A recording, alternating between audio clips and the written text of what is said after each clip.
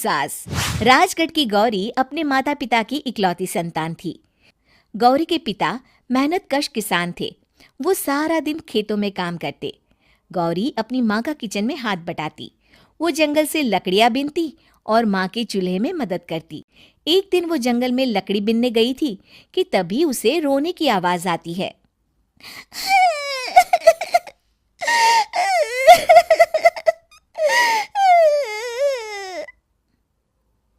अरे, यहाँ कौन रो रहा है? इस जंगल में भला किसी के रोने की आवाज? जरूर कोई जंगल में फंस गया होगा। वो देखती है तो उसे एक परी दिखाई देती है जिसका एक पंख टूटा होता है। अरे, तुम कौन हो और क्यों रो रही हो? मैं परीलोक की रानी हूँ। पृथ्वीलोक में घूमने आई थी, लेकिन देखो ना, मेरे पंख ही टूट गए। अब मैं कैसे उड़ान भरूंगी? अरे, इसे जोड़ना तो आसान है। रुको, मैं अभी जोड़ देती हूँ। ये कहकर गौरी लकड़ी और रस्सी की सहायता से पंखों को जोड़ देती है। परी अपने जुड़े हुए पंखों को देखकर खुश हो जाती है और गौरी को वरदान देती है कि वो पूर्णिमा की रात किसी भी चीज को हाथ लगाएगी तो वो सोने की हो जाएगी। लेकिन गलती से अगर उसने किसी इंसान को छू लिया तो वो अगली पूर्णिमा तक सोने का ही रहेगा। गौरी घर आती है और सारी बात अपने माता पिता को बताती है। गौरी की माँ उसे कहती है, तू भी ना गौरी, सारा दिन परियों की कहानियां पढ़कर स्वप्न लोक में ही रहती है। नहीं माँ, मैं सच बोल रही हूँ। देखो, आज पूर्णिमा की रात है ना, इसलिए डर के मारे मैं कोई सामान भी नहीं छू रही हूँ। अच्छा, ऐसी बात है बिटिया रानी, तो जरा इस घड़े को हाथ लगा दे। गौरी घड़े को जैसे ही हाथ लगाती है वो सोने का हो जाता है। गौरी के माता पिता घड़े को देखकर हैरान रह जाते हैं। अगले दिन गौरी के पिता उस घड़े को सुनार के पास बेचने जाते हैं तो रास्ते में उन्हें कंचा काकी मिलती है।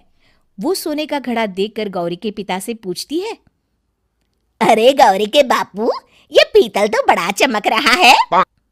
अरे काकी, ये पीतल नहीं, सोना है, सोना। बेचने ले जा रहा हूँ। अरे, कहीं कोई लॉटरी लग गई है क्या? इतना सोना? गौरी के पिता काकी को गौरी को परी द्वारा दिए वरदान के बारे में बताते हैं।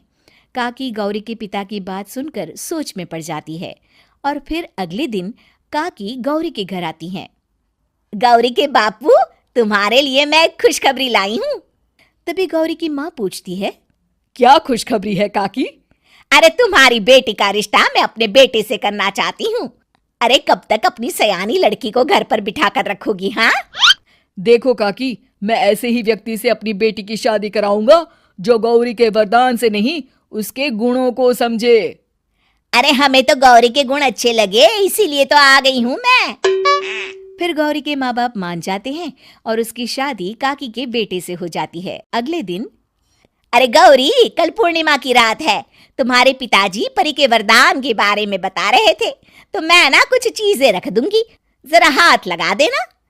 तभी गौरी का पति वहां आ जाता है और अपनी माँ से कहता है, माँ, क्या जरूरत है गौरी के वरदान को इस्तेमाल करने की? वैसे भी मेरी मेहनत से घर तो चल ही रहा है ना।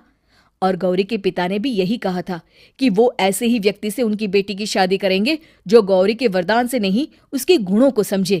अरे बस कर किताबी बातें। तेरे लिए क्या लड़कियों की कमी थी जो मैं ये किसान की बेटी घर ले आती? और सुन गौरी, कल अगर तूने सारी चीजों को सोने का नहीं किया तो मैं तुझे घर से निकाल दूंगी और अपने बेटे की दूसरी शादी करवा दूंगी, समझी? इतना कहकर गौरी की सास वहां से चली जाती है। अगली पूर्णिमा की रात गौरी की सास गौरी के सामने ढेर सारे बर्तन रख देती है और कहती है, जल्दी कर गौरी, रात खत्म हो जाएगी। जल्दी जल्दी इन सारे बर्तनों को हाथ लगाकर सोने का कर दे। गौरी करती भी तो क्या, वो जैसे ही एक छोटे से बर्तन को छूने वाली होती है कि उसकी सास भड़क जाती है। क्या मजाक बना रखा है? इतने छोटे से बर्तन में क्या होगा? ये ले, ये बड़ा वाला बर्तन।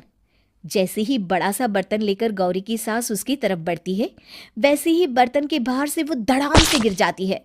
सास को गिरा देख गौरी उन्हें संभालने दौड़ती है और वो सास को हाथ लगाकर कहती है, अरे सासू माँ, क्या हो गया आपको? कहीं चोट तो नहीं लगी ना?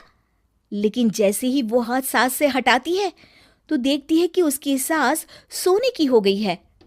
गौरी सोनी की सास को देखकर रोने लगती है और अपने पति से कहती है, मुझे परी ने कहा था कि अगर मैं किसी इंसान को हाथ लगाती हूँ तो वो अगली पूर्णिमा तक सोने का ही रहेगा। अब मैं क्या करूँ? अरे करना क्या है, माँ को उठाकर अलमारी में रख दो। और हाँ, लालच का फल बुरा ही होता है। ज्यादा बड़े बर्तन को सोने का बनाने के चक्कर में माँ का ये हाल हुआ है। ये कहकर वो दोनों माँ की तरफ देखने लगते हैं।